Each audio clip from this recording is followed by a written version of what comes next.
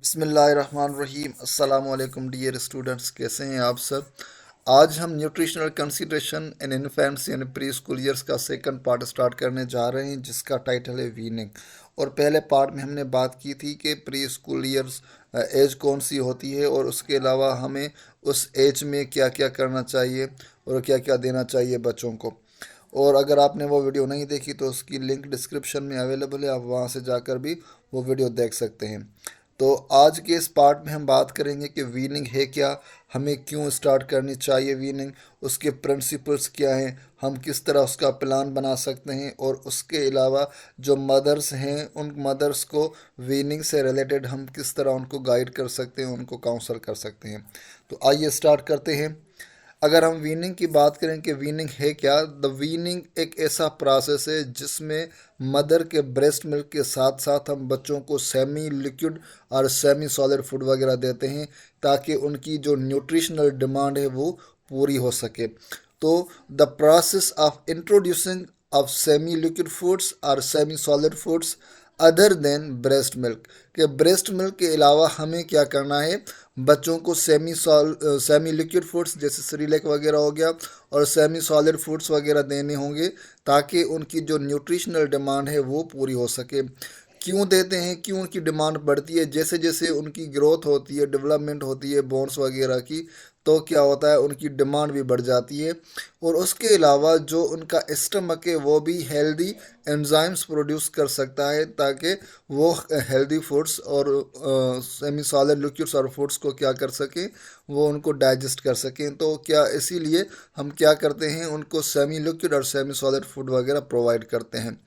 उसके अलावा कंसिस्टेंसी, हमें ये इन चीज़ों का ख्याल रखना है कि बार बार सेम चीज़ बच्चों को नहीं देनी, सेम फूड बार बार सेमी सॉलिड लिक्विड हो और सेमी सॉलिड फूड वगैरह हो, तो हम बार बार वही चीज़ बच्चों को ना देंगे, हमको इसका ख्याल रखना है। और उसके अलावा फ्रीक्वेंसी ऑफ फूड के हम उन बच्चों को कितनी मरतबा फूड दे रहे हैं वही, and calories needed to be monitor closely, और हमको ये भी मॉनिटर करना है कि ये जो हम फूड प्रोवाइड कर रहे हैं बच्चों को दे रहे हैं उसमें कितनी कैलोरीज पाई जाती हैं, ये हमारे बच्चे के लिए ठीक है या नहीं है। और हाइजीन का ख्याल रखना है आपको, सफाई का, क्लीननेस का आपको ख्याल रखना है कि जो हम फूड प्रोवाइड कर रहे हैं वो क्लीन है, सेफ है या नहीं है। तो हाइजीन का आपको ख्याल रखना है। When to start weaning, weaning कब हमें स्टार्ट करनी चाहिए, किस टाइम हमें बच्चों को ब्रेस्ट मिल्क के साथ साथ और भी सेमी लिक्विड और सेमी सॉलिड फूड वगैरह देना है। तो according to the WHO, at the age of 6 month, 6 month के बाद हम क्या करते हैं, वीनिंग स्टार्ट करते हैं। और वीनिंग में हम क्या करते हैं, कम्प्लीमेंट्री फीडिंग देते हैं और सप्लीमेंट्री फीडिंग देते हैं। अगर कम्प्लीमेंट्री की बात करें तो feeding is defined as the process started when breast milk is no longer sufficient to meet nutritional requirement of infant and therefore other foods and liquids are needed to along with breast milk. तो complementary feeding में हम क्या करते हैं, बच्चों को breast milk के साथ साथ हम उनको और भी semi food, solid foods, semi liquid foods वगैरह प्रोवाइड करते हैं, ताकि जो उनकी न्यूट्रिशनल डिमांड है वो पूरी हो सके। क्यों, क्योंकि उस टाइम जो मदर है, मदर का जो मिल्क है उसमें इतने अमाउंट में न्यूट्रिएंट्स नहीं पाए जाते जो उन बच्चों की डिमांड को पूरा कर सकें। तो इसलिए हम क्या करते हैं, कॉम्प्लीमेंट्री फीडिंग स्टार्ट करवाते हैं बच्चों की। लेस मिल्क आउटपुट, या तो उस मदर का जो मिल्क है वो कम प्रोड्यूस हो रहा होता है ब्रेस्ट से, और क्या होता है जो मदर है वो माल नरिश्ड होती है। दोनों कंडीशंस में हमें ये देखना है, या तो मदर मालनस्ड है या उनका जो ब्रेस्ट मिल्क है वो सफिशेंट नहीं है बच्चे की डिमांड के लिए। तो फिर क्या होता है, results under weight child hands initiate weaning early. तो फिर क्या करना पड़ेगा, जो बच्चा है उसका वेट जो होगा वो कम होता जाएगा। तो इसीलिए उससे प्रिवेंट करने के लिए उन मदर्स को क्या करनी चाहिए, वीनिंग स्टार्ट करनी चाहिए early 6 month, it means before 6 month. वैसे तो बेसिकली 6 मंथ के बाद ही वीनिंग स्टार्ट करनी है, लेकिन कोई मदर पुअर है, माल नरिश्ड है, उसका जो आउटपुट है जो मिल्क का वो सफिशेंट नहीं है, तो फिर क्या होगा, बच्चा अंडर वेट हो जाएगा, वो सिक हो जाएगा। तो इसीलिए उन मदर्स को चाहिए कि 5 मंथ से लेकर उनकी वीनिंग स्टार्ट करें, ग्रेजुअली, आहिस्ता आहिस्ता। लेकिन इस चीज़ का ख्याल रखना है कि अगर वो मदर माल नर्स्ड हो, ऐसा ना हो कि मदर माल नर्स्ड ना हो, हेल्दी हो, फिर भी वो क्या करे, बच्चों को वीनिंग पे स्टार्ट कर दे, तो ये गलत बात है। और अगर ऐसे ही करेंगे तो फिर क्या होगा,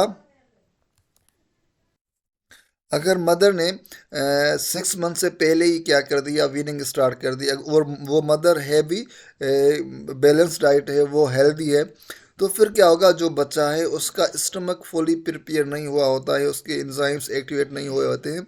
तो फिर जैसे ही वो सेमी सॉलिड और सेमी लिक्विड फूड प्रोवाइड करेगी बच्चों को, तो उनमें डायरिया वगैरह, वॉमिटिंग वगैरह हो सकती है। तो आपको इन चीज़ों का ख्याल रखना है कि 6 मंथ से पहले वो मदर वीनिंग स्टार्ट करें जो माल नरिश्ड हैं और उनका जो मिल्क आउटपुट है वो लेस है, कम है। Continue breast feeding frequency and amount reduce. आपको क्या करना है, वीनिंग तो स्टार्ट करनी है आपको 6 मंथ के बाद। उसके बाद आपको क्या करना है, जो आपकी ब्रेस्ट फीडिंग है उसकी जो फ्रीक्वेंसी है और अमाउंट है आपको रिड्यूस करना है। क्योंकि आप बच्चों को फीडिंग करवा रही हैं, उनको वीनिंग स्टार्ट, आपने उनकी वीनिंग स्टार्ट की है, आप उनको सेमी सॉलिड फूड्स वगैरह दे रही हैं, semi solid semi liquid foods दे रही हैं। तो फिर क्या होगा, आपको अपनी ब्रेस्ट फीडिंग जो है वो कम करानी है बच्चों को, ताकि उनकी भूख बढ़े और ताकि वो सेमी सॉलिड और सेमी लिक्विड फूड को यूटिलाइज कर सकें। Reason for starting weaning at 6 month. 6 month के बाद वीनिंग स्टार्ट करने का रीज़न क्या है, क्यों हम 6 मंथ के बाद वीनिंग स्टार्ट करवाते हैं बच्चों की। तो पहला रीज़न ये है कि breast feeding become inadequate to meet child nutritional needs, particularly in relation to iron and vitamin C. हमने पहले ही बात की, जैसे जैसे बच्चों की एज बढ़ती जाती है तो उनकी जो न्यूट्रिशनल डिमांड है वो भी बढ़ती जाती है, क्योंकि वो ग्रोथ पीरियड में होते हैं, उनकी ग्रोथ हो रही होती है। तो इसीलिए उनको ज़्यादा अमाउंट में न्यूट्रिएंट्स चाहिए होते हैं, जो उनकी बॉडी को ग्रोथ और डेवलपमेंट में क्या करें, हेल्प करें। तो उस टाइम जो बच्चा है, जो चाइल्ड है, उसकी जो न्यूट्रिशनल नीड है वो बढ़ जाती है, और जो मदर का मिल्क है उसमें इतने अमाउंट में न्यूट्रिएंट नहीं पाए जाते जो उनकी नीड को पूरा कर सकें, जैसे आयरन हो गया, विटामिन सी हो गई। तो उन नीड्स को पूरा करने के लिए हम क्या करते हैं, बच्चों की वीनिंग स्टार्ट करवाते हैं, जैसे फूड्स वगैरह लेते हैं, सेमी सॉलिड लिक्विड लेते हैं। तो उसमें क्या करते हैं, वो आयरन और विटामिन सी और उसके अलावा और भी बहुत सारे मिनरल्स एंड मैक्रोन्यूट्रिएंट्स पाए जाते हैं, ताकि उनकी ग्रोथ इजीली और टाइमली हो सके। Enzymes necessary to digest the complex structure of solid foods are developed। हमने पहले ही बात की कि जो उनका स्टमक होता है वो एबल हो जाता है, जो उसमें एंजाइम्स होते हैं वो एक्टिवेटेड हो जाते हैं, semi liquid food, semi solid और सेमी लिक्विड फूड्स को डाइजेस्ट करने के लिए वो प्रिपेयर हो जाते हैं एंजाइम्स। फिर हम क्या करते हैं, इसीलिए भी उसकी उन बच्चों की वीनिंग स्टार्ट करते हैं, क्योंकि वो अब एबल हैं उन चीज़ों को डाइजेस्ट करने के लिए। Biting is an achievement that become possible at about 6 months of age. जो बच्चा है वो बाइटिंग सीख जाता है 6 मंथ तक, कि चीज़ों को किस तरह खाना है। ये थोड़ी सी अवेयरनेस आ जाती है बच्चों में, देख देख के वो ये चीज़ें कर कर सकते हैं। तो इसीलिए भी हम क्या करते हैं, उन बच्चों को वीनिंग स्टार्ट करते हैं, जैसे वो चीज़ों को खाना सीख जाएं। It is good chance for child to learn independency by using cup and spoon to feed himself. और यही एज है बच्चों की सीखने की। इस एज में क्या करते हैं बच्चे जो होते हैं, वो कप को पकड़ना, कप से चीज़ों को खाना, स्पून से चीज़ों को खाना, ये एक क्या है, एक इंडिपेंडेंसी पीरियड होता है बच्चों का। इसमें वो सीखते हैं कि हम खुद किस तरह खा सकते हैं। ये सारी चीज़ें जो हैं बच्चा इस एज में करना स्टार्ट करता है। To get know the infant to chew and swallow solid food. और इसी एज में बच्चा क्या करता है, सीखता है उसे पता चलता है कि मुझे चीज़ों को किस तरह चबाना है और किस तरह मुझे उनको सॉलो करना है, सॉलिड फूड्स वगैरह को।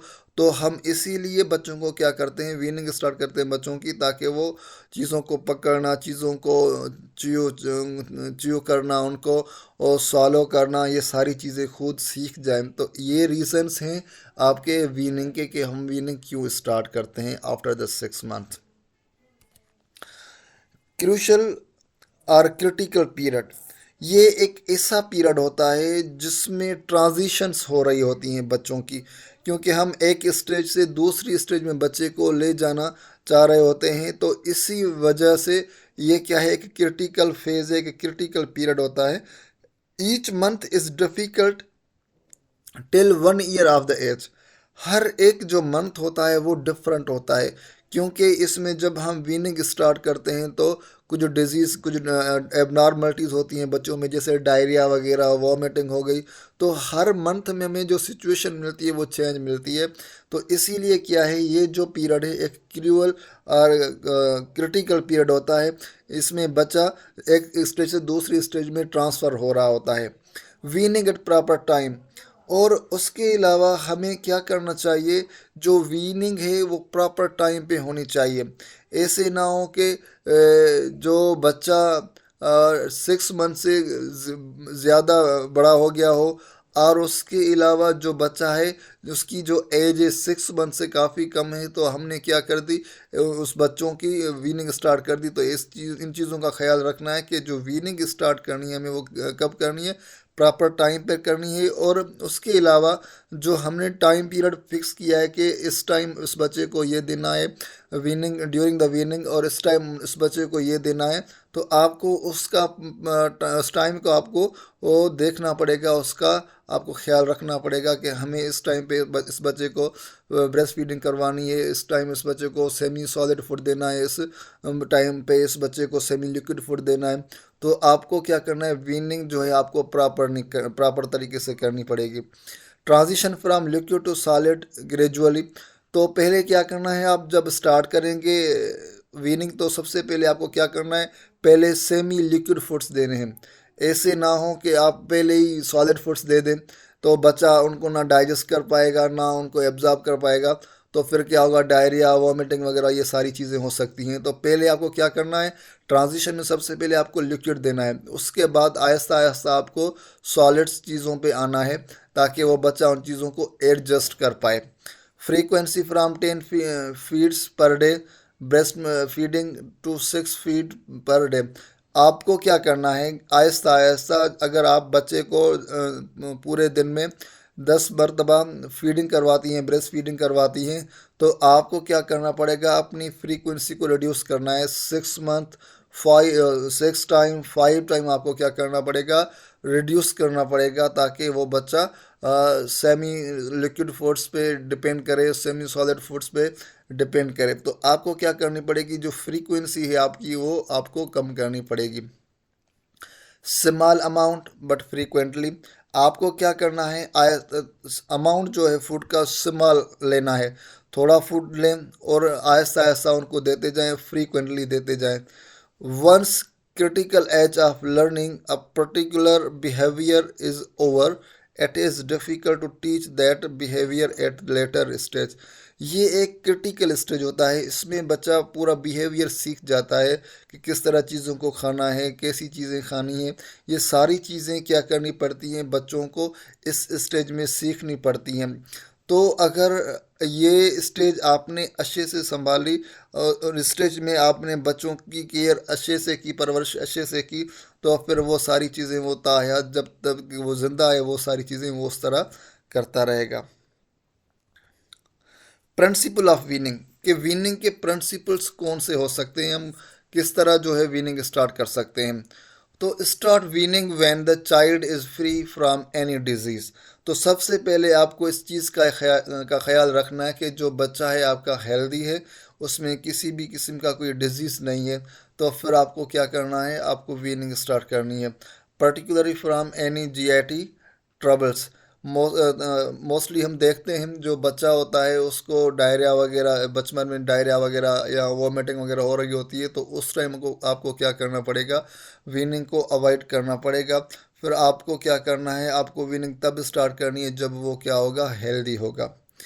Try not to start in summer because of the high susceptibility to gastroenteritis। आपको समर में जो वीनिंग है उसमें आपको अवॉइड करना है, क्योंकि उस टाइम डिजीज़ के स्प्रेड होने के चांसेस ज़्यादा होते हैं, तो इसीलिए आपको समर में अवॉइड करना है वीनिंग को। One food atom is introduced at interval of 4 to 7 days to allow for identification of food allergy and allow the child to get used to it। आपको क्या करना है, एक सेम फूड 4 से लेकर 7 दिन तक आपको उसको डेली देना है, ताकि आपको पता चल सके कि किसी फूड से इस बच्चे को एलर्जी तो नहीं है, और वो क्या वो फूड बच्चा यूज़ कर सकता है कि नहीं कर सकता। तो इसी आइडेंटिफिकेशन के लिए आपको क्या करना है, वही 4 डेज और 7 डेज तक आप सेम फूड बच्चे को देते रहें, ताकि आपको इन चीज़ों का भी पता लग जाए कि किसी फूड से हमारे बच्चे को कोई एलर्जी वगैरह तो नहीं है। तो इसीलिए हम क्या करते हैं, सेम फूड इसी वजह से देते हैं कि उनकी आइडेंटिफिकेशन हो जाए। New foods are feed in small amount. आपको स्मॉल अमाउंट में देने, from 1 teaspoon to a few tablespoon. तो सबसे पहले हम क्या करेंगे, 1 टीस्पून देंगे, उसके बाद टेबल स्पून देंगे, but the spoon midway back on tongue to facilitate swallowing of semi solid food. लेकिन आपको करना क्या है, जो स्पून है वो जो टंग है उसके मिडिल पे आपको आपको रखना है, ताकि जो सेमी सॉलिड फूड है वो, सेमी लिक्विड फूड है, सेमी सॉलिड जो भी फूड हम उसको दे रहे हैं, तो वो उसकी टंग के मिडिल पे आ जाए, जैसे वो उस फूड को इजीली सॉलो कर सके। तो इस चीज़ का आपको ख्याल रखना है। How to initiate weaning. Weaning आप किस तरह इनिशिएट कर सकते हैं, कंसिस्टेंसी सबसे पहले। Introduction of right consistency of food at the right age, important to develop good food behaviour. आपको क्या करना है, कंसिस्टेंसी का ख्याल रखना है कि इंट्रोडक्शन ऑफ राइट कंसिस्टेंसी, कि आपको जो राइट कंसिस्टेंसी है, जो आपको पता है कि ये कंसिस्टेंसी ठीक रहेगी हमारे बच्चे के लिए, तो फिर आपको क्या करना है, उसी कंसिस्टेंसी से आपको अपने बच्चों को फूड देना है, ताकि उनका जो बिहेवियर है वो अच्छा रहे, वो उनका जो इम्पेक्ट है फूड पे वो भी बेहतर रहे। तो आपको कंसिस्टेंसी का ख्याल रखना है कि मुझे किस टाइम पे खाना खाना है, किस टाइम पे खाना नहीं खाना, तो इन चीज़ों का आपको ख्याल रखना है। उसके अलावा इसेंशली फॉलो सीक्वेंस। आपको इस सीक्वेंस को फॉलो करना है कि किस टाइम पे, किस एज पे आपको क्या देना है क्या नहीं। अगर हम सबसे इनिशियल स्टेज की बात करें, जो 0 से लेकर 6 मंथ तक की है, तो इसमें हम क्या करते हैं, ओनली ब्रेस्ट फीडिंग करवाते हैं। ब्रेस्ट फीडिंग क्यों करवाते हैं इस स्टेज में, क्योंकि इस स्टेज पे जो बच्चे का स्टमक है वो फुली डेवलप नहीं हुआ होता है, उसकी जो कैपेबिलिटी है वो जस्ट ब्रेस्ट मिल्क को बियर करने की होती है। तो इसी वजह से हम क्या करते हैं, 6 मंथ तक ओनली हम ब्रेस्ट फीड करवाते हैं बच्चों को। और 5 से लेकर 6 मंथ हमने पहले बात की, जो मदर पुअर है, माल नरिश्ड है, और उसकी जो मिल्क की आउटपुट कम है, तो फिर हम क्या करते हैं, 5 मंथ से उसकी वीनिंग स्टार्ट करवाते हैं 6 मंथ तक। लेकिन उसमें हम सिर्फ क्या देते हैं, वीनिंग में सेमी लिक्विड फूड्स देते हैं, सॉलिड की हम बात नहीं कर रहे। सिर्फ हमें क्या देना है, सेमी लिक्विड फूड्स देने हैं। क्यों, क्योंकि सेमी लिक्विड फूड्स वो बियर कर सकता है, वो डाइजेस्ट कर सकता है बच्चा। तो इसीलिए हम क्या करते हैं, जो उसका स्टमक है वो इन चीज़ों के लिए एंजाइम्स प्रोड्यूस करता है जो उनको डाइजेस्ट कर सके। और अगर हम 8 से लेकर 9 मंथ की बात करें, तो हम उसमें क्या करते हैं, ब्रेस्ट मिल्क के साथ ब्रेस्ट मिल्क भी देते हैं, सेमी लिक्विड फूड भी देते हैं, और सेमी सॉलिड फूड भी स्टार्ट कर देते हैं, ताकि बच्चा क्या करे, उस सेमी सॉलिड और सेमी लिक्विड फूड का जो टेक्सचर है, जो उसका टेस्ट है, वो भी फील कर सके, वो भी समझ पाए कि इसका टेक्सचर किस तरह हो सकता है, इसकी टेस्ट किस तरह हो सकती है। तो जैसे जैसे हम उनको सॉलिड सेमी सॉलिड फूड्स और सेमी लिक्विड फूड्स वगैरह देते हैं, तो जो उसकी टंग है, उसके टंग की जो टेस्ट बड्स हैं वो भी डेवलप होना स्टार्ट हो जाती हैं।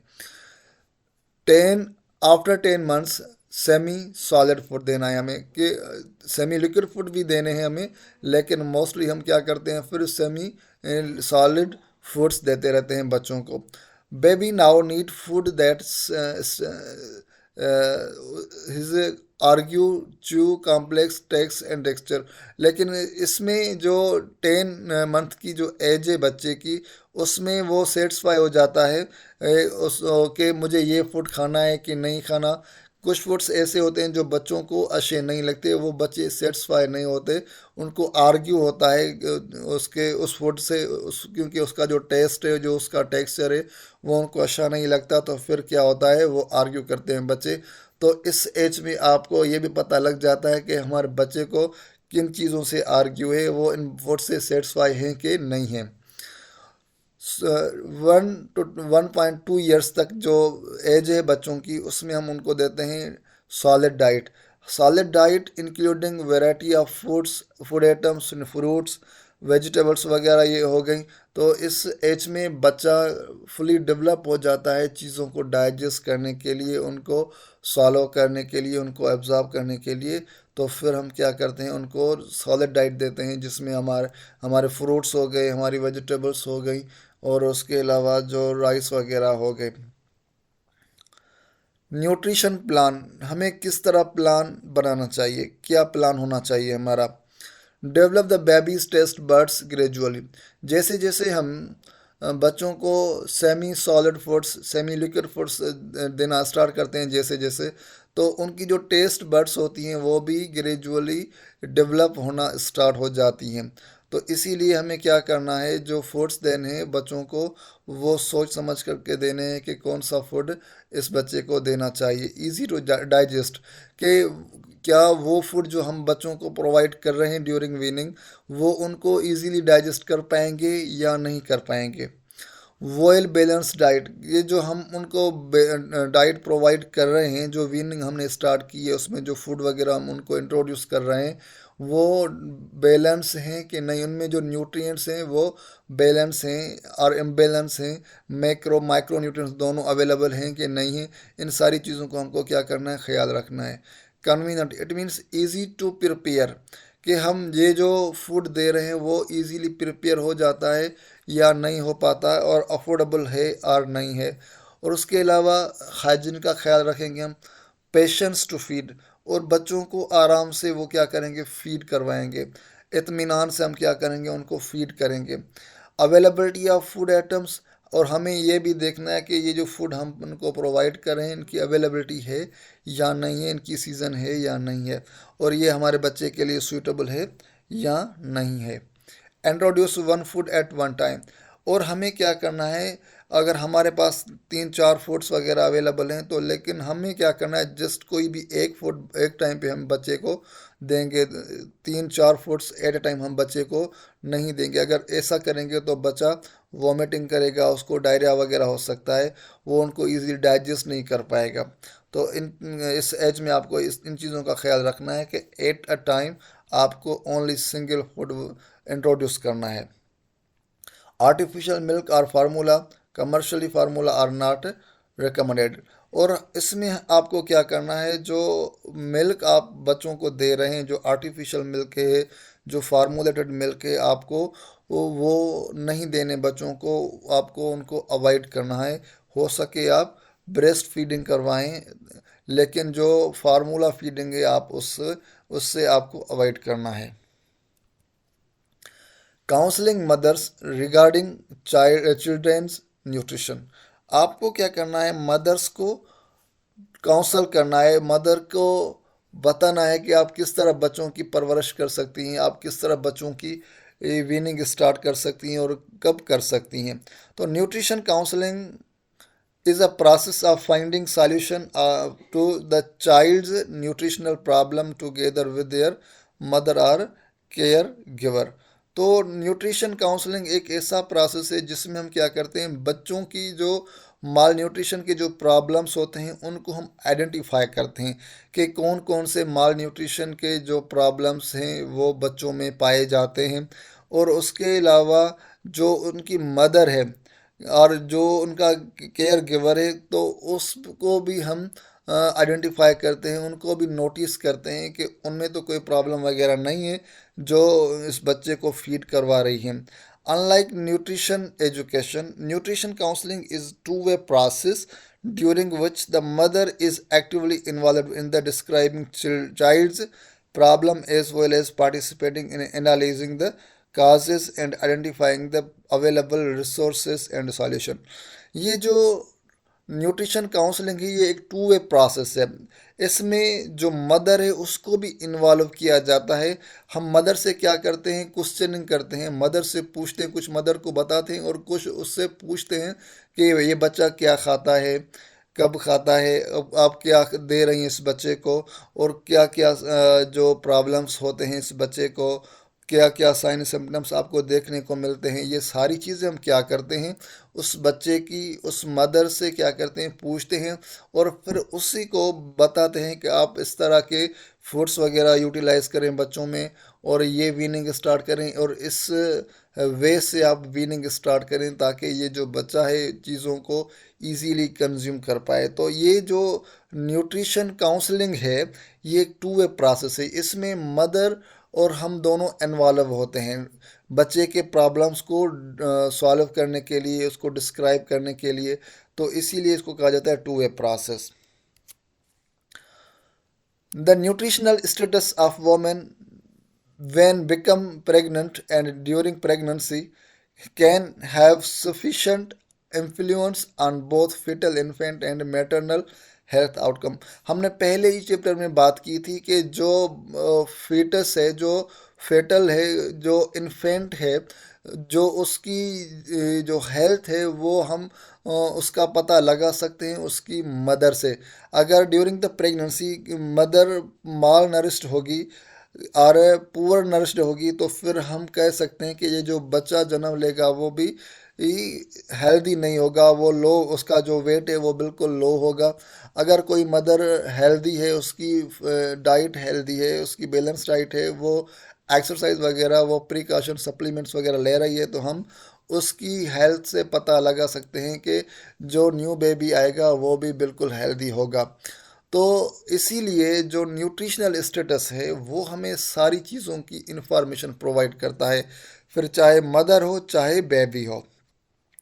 Micronutrient deficiencies such as calcium, iron, vitamin A, and iodine can lead to poor maternal health outcomes and pregnancy complications which put mother and baby at the risk। जो micro nutrients होते हैं जैसे calcium हो गया, iron, vitamin, iodine वगैरह हो गई, अगर इनकी कमी है किसी मदर में ड्यूरिंग प्रेगनेंसी, तो फिर क्या होगा, उसके जो हेल्थ है, उसकी जो बच्चे की हेल्थ है, ये दोनों की जो हेल्थ है वो क्या आ जाएगी, रिस्क पे आ जाएगी, क्योंकि उनमें माइक्रो न्यूट्रिएंट की कमी है। तो उसी वजह से बहुत सारी कॉम्प्लिकेशंस वगैरह हो सकती हैं ड्यूरिंग प्रेगनेंसी और आफ्टर द डिलीवरी। तो इसीलिए आपको क्या करना है, जो आपकी न्यूट्रिशन है वो आप अपनी न्यूट्रिशन क्या करें, बैलेंस करें, अपनी न्यूट्रिशन रिच करें। ये उन मदर्स के लिए जो ड्यूरिंग प्रेगनेंसी चीज़ों को अवॉइड करती हैं, फूड्स में वेरिएशन नहीं रखती, फूड अवर्जन्स करती हैं। तो इसीलिए आपको क्या करना है, सारे फूड आइटम को यूटिलाइज करना है जैसे आपको प्रॉपर अमाउंट में मैक्रो एंड माइक्रो दोनों न्यूट्रिएंट्स मिल पाएँ। Poor maternal weight gain in pregnancy, अगर आपकी न्यूट्रिशन पुअर होगी तो याद रहे आपका वेट गेन भी पुअर होगा, प्रॉपर नहीं होगा। आपको 11 से लेकर 16 kg ही आपको क्या करना है, वेट गेन करना है ड्यूरिंग प्रेगनेंसी। लेकिन आप पुअर न्यूट्रिशन होंगे तो फिर आपका जो वेट है वो बिल्कुल भी कम बढ़ेगा। Due to an inadequate diet increase the risk of premature delivery, अगर आपका वेट नहीं बढ़ेगा, आपके बॉडी में जो न्यूट्रिएंट की कमी होगी, फिर क्या होगा, आप रिस्क पर होंगे, आपकी जो चांसेस होंगे प्री मेच्योर डिलीवरी के वो भी बढ़ जाएंगे। और लो बर्थ वेट, अब बेबी का वेट बिल्कुल कम होगा एंड बर्थ डिफेक्ट, और उसके अलावा जो बेबी जन्म लेगा उसमें बर्थ डिफेक्ट्स हो सकते हैं।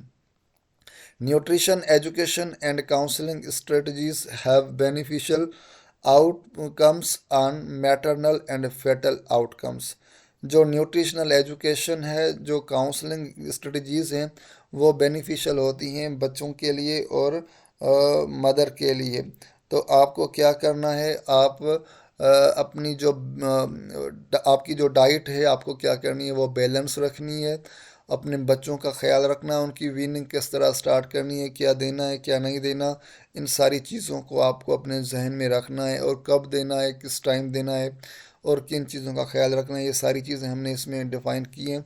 तो उम्मीद करता हूँ आपको आज का लेक्चर समझ में आया होगा और आपके लिए काफ़ी हेल्पफुल हुआ होगा। और अगर आपको कोई भी कन्फ्यूजन वगैरह है इस वीडियो से रिलेटेड, इस लेक्चर से रिलेटेड, तो आप हमें कमेंट सेक्शन में आकर हमसे बात कर सकते हैं और हमें बता सकते हैं अगर हमें कोई कन्फ्यूजन वगैरह और हम किसी टॉपिक को समझाने में फेल हुए हों तो।